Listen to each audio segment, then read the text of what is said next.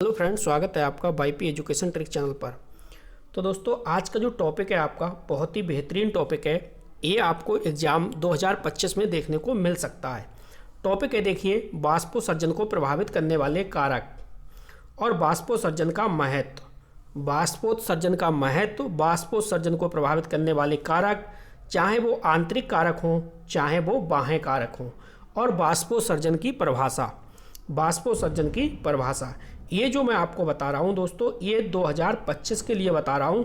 हो सकता है जैसा मैं आपको पढ़ा रहा हूँ, जैसा भी मैं आपको समझा रहा हूँ, सेम टू सेम ऐसा ही पेपर में आपको देखने के लिए मिले। तो इस वीडियो को शुरू से लेकर लास्ट तक देखना। आपको बेहतरीन टॉपिक है ये, बहुत ही सिंपल भाषा में मैं आपको समझाऊंगा, बिल्कुल एक बार में आपको याद हो जाएगा। और इसके बाद में इसकी जो पीडीएफ है, पीडीएफ अपने व्हाट्सएप ग्रुप में सेंड कर दूंगा। तो जो स्टूडेंट व्हाट्सएप ग्रुप से ऐड नहीं हुए हैं वो नीचे वीडियो के डिस्क्रिप्शन में जाइए, व्हाट्सएप ग्रुप से जुड़ जाइए। वहाँ पे आपको पीडीएफ रोजाना डाल दी जाती है, वहाँ पे मिलती रहेगी, और अपनी तैयारी को आप बेहतर बनाइए। चलिए, बिना किसी देरी के अब हम टॉपिक को शुरू करेंगे। हाँ, एक बात और आपको बता दें, अगर आप वाईपी एजुकेशन ट्रिक चैनल पे नए हैं या आपने चैनल को अभी तक सब्सक्राइब नहीं करा है, तो आप नीचे रेड कलर के सब्सक्राइब बटन पे क्लिक कर लें और बराबर में बेल आइकन की घंटी है उसको भी प्रेस कर लें। इससे क्या होगा कि जब भी हम वीडियो को अपलोड करेंगे तो उसका नोटिफिकेशन सबसे पहले आपके पास पहुँच जाएगा। तो चलो दोस्तों, चलते हैं अपने टॉपिक की ओर। तो दोस्तों, सबसे पहले देखिए, अपने ये समझेंगे कि भाई बाष्पोत्सर्जन होता क्या है। ठीक है, पेपर में आपसे बाष्पोत्सर्जन की परिभाषा भी पूछी जा सकती है। तो सबसे पहले यहाँ पे बाष्पोत्सर्जन समझ लीजिए। देखो, सबसे पहले मैं इन टॉपिक्स को, इन हेडिंग्स को अपनी भाषा में समझाऊंगा। जब मैं आपको अपनी भाषा में समझाऊंगा तो अच्छे से याद हो जाएगा। इसके बाद हम किताबी लैंग्वेज है उसका इस्तेमाल करेंगे और वो आगे चल के हम आपको पूरा डिटेल में वीडियो समझाएंगे। लेकिन यहाँ पे थोड़ी सी बात मेरी समझ लो सिंपल भाषा के माध्यम से। देखो, यहाँ पे बाष्पोत्सर्जन की बात हो रही है कि भाई बाष्पोत्सर्जन क्या होता है। अगर पेपर में बाष्पोत्सर्जन आता है तो आप क्या लिखोगे। देखो, बाष्पोत्सर्जन क्या है आप जानते हो। कोई पौधा होता है, जैसे मैंने ये मान लो एक पौधा ले लिया। ठीक है, ये मैंने एक पौधा ले लिया। ये पौधे का क्या है, फूल है। ये पौधे का फूल है और ये पौधे की क्या हो गई, ये पौधे की पत्ती है। ठीक है, ये पौधे की क्या हो गई, पत्ती है। आपने फूल देख लिया, ये फूल हो गया, पत्ती हो गई, और ये इसका क्या है, तना है। तो ये जो पार्ट है ये पौधे के वायवीय भाग हैं। बात समझ गए। तो पौधे के वायवीय भागों से के अतिरिक्त जल की जो वाष्प है, जल की वाष्प के रूप में बाहर निकालने की जो क्रिया है वो बाष्पोत्सर्जन कहलाती है। या फिर मैं कुछ इस प्रकार से आपको समझाऊं कि बाष्पोत्सर्जन क्या है, तो एक बार मैं दूसरे शब्दों में समझा रहा हूं, उसको समझने की आप कोशिश करिए। देखो, क्या है ना कि भाई जो पानी होता है ना, पानी यानी जल, समझ पा रहे हो आप। पानी सदैव ही पौधे की वायवीय सतह से, पौधे के जो वायवीय सतह है, वायवीय सतह से बाष्प बनकर उड़ता है। अब जब पौधे में पत्तियां नहीं होंगी, तना नहीं होगा, फल फूल नहीं होगा, तो क्या वो बाष्प बन के उड़ सकता है। पौधा उड़ा देगा क्या, नहीं उड़ पाएगा। ठीक है, तो इस प्रकार से आप ये लिखना कि भाई पानी सदैव ही पौधे की वायवीय सतह से बाष्प बनकर उड़ता है। इस प्रकार बाष्पोत्सर्जन वह क्रिया है जिसमें जीवित पौधे अपने वायवीय भागों के आंतरिक ऊतकों से, विशेषकर पत्तियां हैं, हरे तने से अतिरिक्त जल को बाष्प के रूप में बाहर निकालता है। इसी को हम क्या कहते हैं, बाष्पोत्सर्जन कहते हैं। ठीक है, एक प्रकार से कह सकते हो कि बाष्प जो जल होता है, जैसे मान लो ये खेत है। ठीक है, और ये खेत में आपका क्या है, ये जल भरा है, ये जल भरा है। ठीक है, काफ़ी जल है, और इसी में एक पौधा है, इसी में ये एक पौधा है, ये पत्ती है, ये पत्ती है, ये आपका फूल हो गया, और ये भी आपकी क्या है, पत्ती है। तो देखो, ये जो तना है, ये तना है, पत्ती है, ये जो है ना, ये वायवीय पार्ट्स हैं। ये जो जल है ये इन्हीं के माध्यम से बाष्प बन के हवा में क्या हो जाता है, उड़ जाता है। इसी को हम बाष्पोत्सर्जन कहते हैं। मेरी बात समझ के। अब बाष्पोत्सर्जन जो होता है वो दो प्रकार का होता है, आंतरिक बाष्पोत्सर्जन और बाह्य बाष्पोत्सर्जन। अब देखो, आंतरिक और बाह्य को समझिए आप, बिल्कुल सिंपल लैंग्वेज में समझाऊंगा आपके लिए। देखो, सबसे पहले मैं आपको बाह्य कारक समझा रहा हूँ। कौन से कारक, बाह्य कारक। अब देखो यहाँ पे जैसे मान लो एक पौधा है, ठीक है, एक पौधा है किसके अंदर, एक पौधा है वो जल के अंदर है। इस प्रकार से ये पत्ती हो गई आपकी। वीडियो को पूरा समझना, आराम से आपके टॉपिक समझ में आएगा। और ये खेत है, इस खेत के अंदर क्या है, जल भरा है। आप अपने खेत में गए और गेहूँ उसमें बोए हुए हैं और आपने पानी लगा दिया, पानी इतना ज़्यादा भर दिया कि भाई गेहूँ डूबने लगा, ठीक है, इतना पानी आपने भर दिया। अब आप सोच रहे हो क्या निकले, आप सोच रहे हो कि सुबह को तेज सूर्य निकल आए, ठीक है, तेज सूर्य निकल आए, प्रकाश अधिक हो, जिससे कि पानी जो है वो बांस बन के खेत से उड़ जाए, बाहर हो जाए।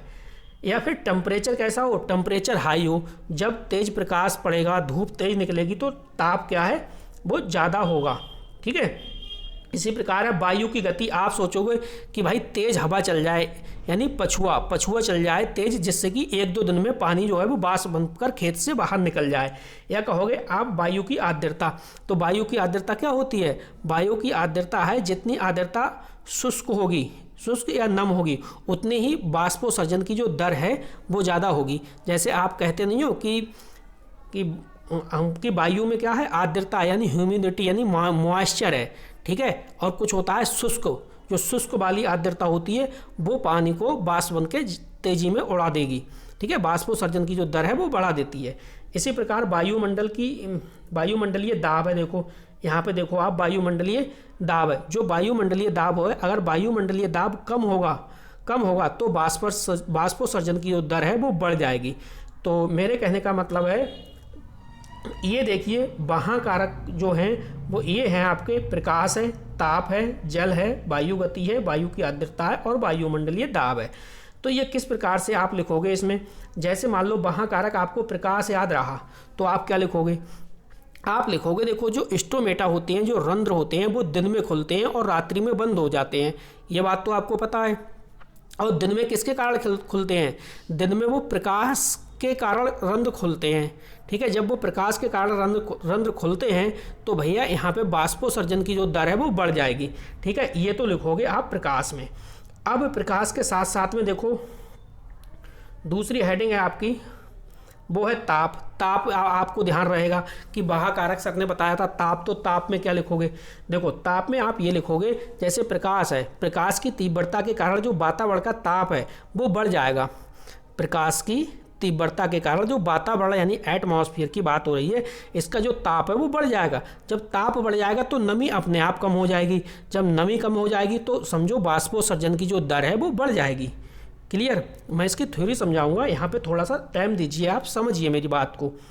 अब देखो यहाँ पे जल है, समझो, देखो जल की उपलब्धता बाष्पोत्सर्जन को प्रभावित करती है, बिल्कुल करती है भाई, जल की उपलब्धता जो है वो बाष्पोत्सर्जन को प्रभावित करती है। जैसे मान लो एक खेत आपका ये है और एक खेत आपका ये है, ठीक है, इस खेत में यहाँ तक पानी भरा है, यहाँ तक जल है, ठीक है, और जो दूसरा खेत है इसकी सतह पे ही पानी भरा है। तो जो जल की उपलब्धता है वो बाष्पोत्सर्जन को प्रभावित करती है। कैसे, अब देखो ये इस वाले खेत में जल की क्या है, कमी है, इस खेत में क्या है, जल की कमी है। अब जहाँ जल की कमी होगी तो जो बाष्पोत्सर्जन है ना वो कम होगा, और यहाँ पे देखो जल अधिक है, जल की मात्रा यहाँ पे क्या है, अधिक है, तो यहाँ पे जो बाष्पोत्सर्जन है वो बाष्पोत्सर्जन अधिक होगा। इतनी बात मेरी समझ गए आप। चलिए अब यहाँ पे देखो वायु की गति को समझो आप।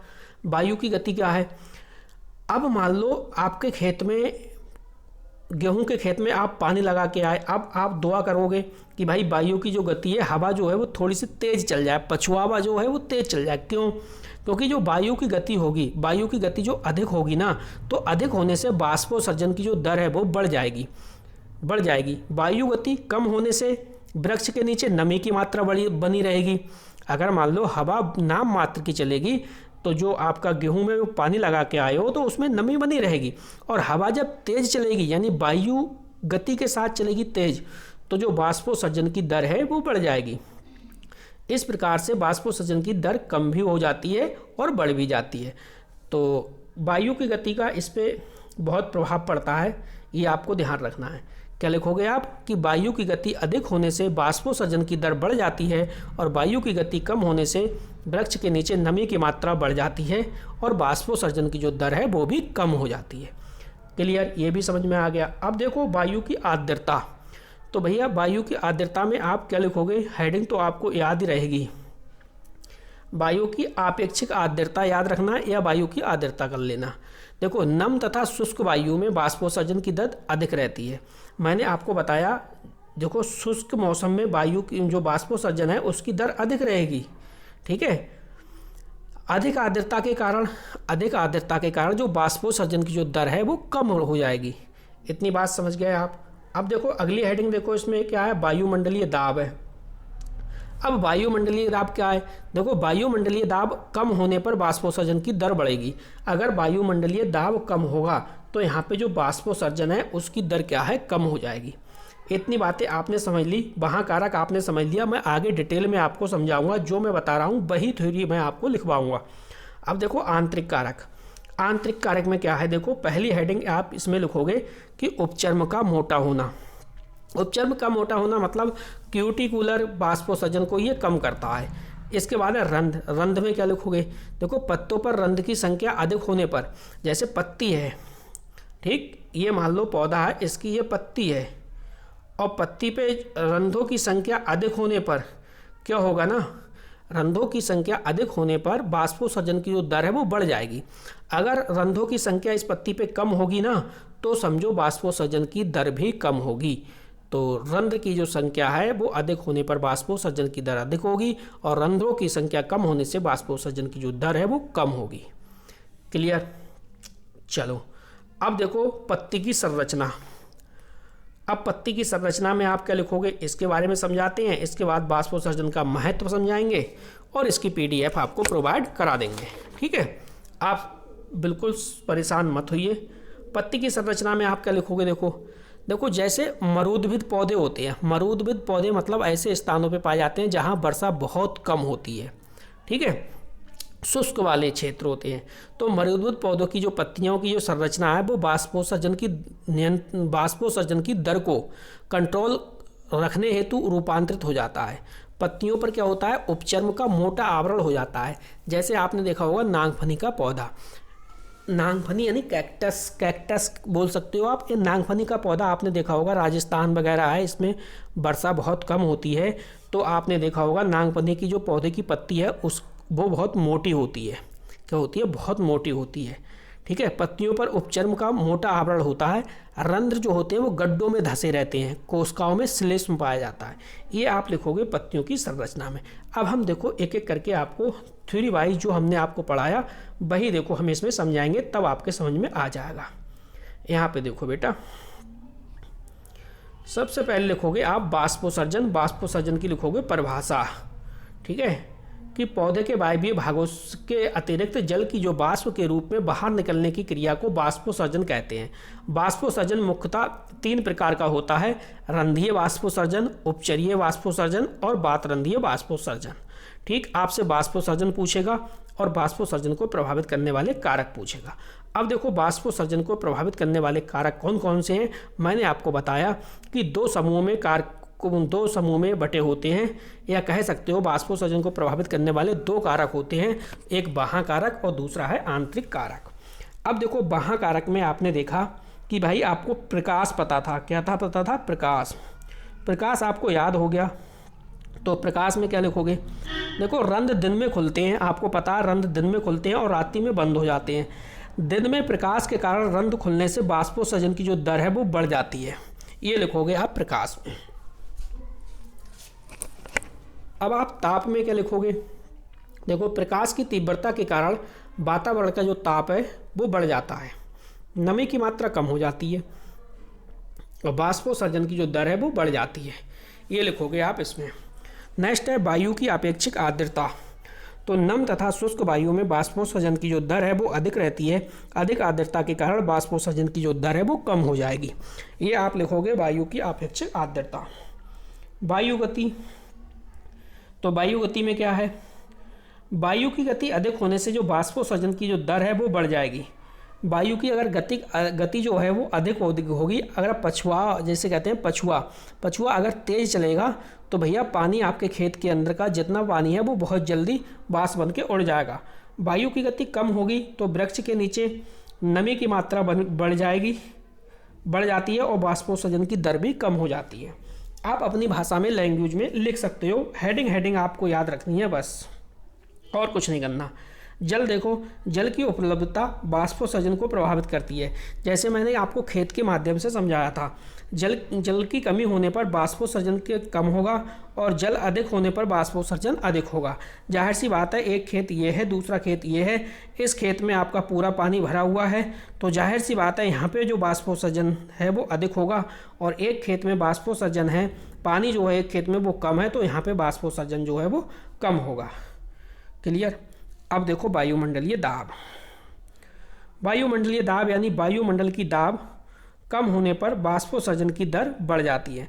वायुमंडलीय दाब जो है कम होगा तो बाष्पोत्सर्जन की दर है वो बढ़ जाएगी। अब देखो आंतरिक कारक, मैंने आंतरिक कारक भी आपको समझाया था।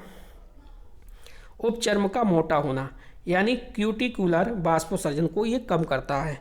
नेक्स्ट है रंध्र, तो पत्ती पर रंध्रों की संख्या अधिक होने पर बाष्पोत्सर्जन की दर अधिक होगी और रंध्रों की संख्या कम होने पर बाष्पोत्सर्जन की जो दर है वो कम होगी। इतनी बात समझ में आ गई होगी आपकी। पत्ती की संरचना देखिए आप। पत्ती की संरचना क्या है भाई? मरूदबिद पौधे। मरूदबिद पौधे का मतलब यही है, सीधे सीधे नागफनी समझो। राजस्थान ऐसा क्षेत्र है जहाँ पे वर्षा बहुत कम होती है, वहीं की ये चर्चा हो रही है। मरूदबिद पौधों की पत्तियों की संरचना बाष्पोत्सर्जन की दर को नियंत्रित रखने हेतु रूपांतरित हो जाता है। पत्तियों पर उपचर्म का मोटा आवरण हो जाता है, रंध्र गड्ढों में धंसे रहते हैं और कोशिकाओं में श्लेष्म पाया जाता है। अब देखो अगली जो हेडिंग आएगी वो आएगी बाष्पोत्सर्जन का महत्व। तो भैया बाष्पोत्सर्जन का महत्व भी इम्पोर्टेंट है, इसको भी आप समझो। देखो बाष्पोत्सर्जन को आवश्यक बुराई कहा जाता है। क्या कहा जाता है? आवश्यक बुराई कहा जाता है, क्योंकि बाष्पोत्सर्जन पौधे के लिए जल की कमी करने की क्रिया है। पौधे के लिए जल की कमी करने की क्रिया इसलिए है क्योंकि ये भैया वायु जब तेज हवा चलती है, दाब है और आपने देखा प्रकाश है, तो इसकी वजह से क्या है, जल को बाष्प के रूप में उड़ा देता है। तो पौधे के लिए उतना जल नहीं मिल पाता है, अतिरिक्त जल नहीं मिल पाता है, तो कहीं ना कहीं ये जल की कमी करने की क्रिया है।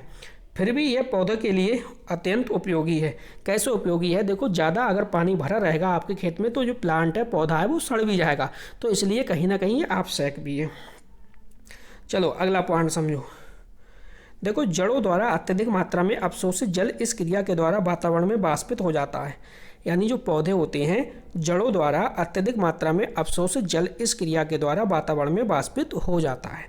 सेकंड समझो पॉइंट, बाष्पोत्सर्जन द्वारा पौधों का ताप समान बना रहता है। पौधे तेज गर्मी से मुरझाने से बच जाते हैं। नेक्स्ट है बाष्पोत्सर्जन पौधों में जल तथा खनिज लवणों की परिसंचरण में सहायक होता है। अगला पॉइंट समझो, फलों की शर्करा की सांद्रता। तो फलों की शर्करा की सांद्रता यानी अत्यधिक बाष्पोत्सर्जन के कारण जल फलों में अत्यधिक अगर बाष्पोत्सर्जन होगा, उसके कारण क्या होगा, फलों में शर्करा की सांद्रता बढ़ जाती है, जिससे फल अत्यधिक क्या होंगे, मीठे होंगे। अगला पॉइंट है बाष्पोत्सर्जन कर्षण तथा रसारोहण। यानी बाष्पोत्सर्जन के कारण चूषण बल उत्पन्न होता है, जो रसारोहण के लिए अत्यंत महत्वपूर्ण है। इससे जल बड़े बड़े वृक्षों में उनकी अत्यधिक ऊंचाई तक पहुंच जाता है। जैसा कि एसेंट ऑफ शेप यानी रसारोहण की क्रियाविधि आपने पढ़ी होगी। रसारोहण की क्रियाविधि इंपॉर्टेंट टॉपिक है, उसको भी आप पढ़ के जाना। देखो बाष्पोत्सर्जन की दर को नापने वाले उपकरण का क्या नाम है? तो ये हो जाएगा पोटोमीटर। क्या हो जाएगा? पोटोमीटर। पेपर में आपसे पूछेगा कि आप ये बताओ बाष्पोत्सर्जन की दर को नापने वाला उपकरण कौन सा है? आपका आंसर होगा पोटोमीटर। नेक्स्ट क्वेश्चन है पौधों में बाष्पोत्सर्जन होता है, तो पौधों में जो बाष्पोत्सर्जन होता है वो पत्ती के द्वारा होता है। आप लिखोगे पत्ती के द्वारा। नेक्स्ट है बाष्पोत्सर्जन पौधे के किस भाग से होता है? तो देखो आप लिखोगे, मैंने ऊपर ही समझाया है, पौधे के वायवीय भागों से बाष्पोत्सर्जन होता है। अगला पॉइंट देखिए, अगला पॉइंट है, रंध्रों के खुलने व बंद होने की क्रिया में कौन सा तत्व प्रभावी है? तो भैया कौन सा है? पोटेशियम तत्व प्रभावी है। देखिए पूरी ईमानदारी के साथ आपको पढ़ाया जाता है, लेकिन आप वीडियो को कभी भी लाइक नहीं करते हो। तो देखिए प्रत्येक बच्चा इस वीडियो को लाइक करिए और अपने सभी दोस्तों को शेयर करिए। इससे क्या होगा भाई, कोई बच्चा है वो अपने घर पे बैठा है, उसका भी भला हो जाएगा, हो सकता है उसका भी 1-2 नंबर बढ़ जाए। तो बेटा किसी का भला करने से आपका ही भला होगा। तो वीडियो को अपने सभी दोस्तों को शेयर कर दीजिए और वीडियो को लाइक कर दीजिए। नेक्स्ट वीडियो न्यू टॉपिक के साथ मैं फिर लेके आऊँगा, तब तक के लिए विदा दीजिए। तो बस इस वीडियो में इतना ही था। वीडियो देखने के लिए आपका बहुत बहुत धन्यवाद। मिलते हैं नेक्स्ट वीडियो में न्यू टॉपिक के साथ। आपका दिन शुभ हो।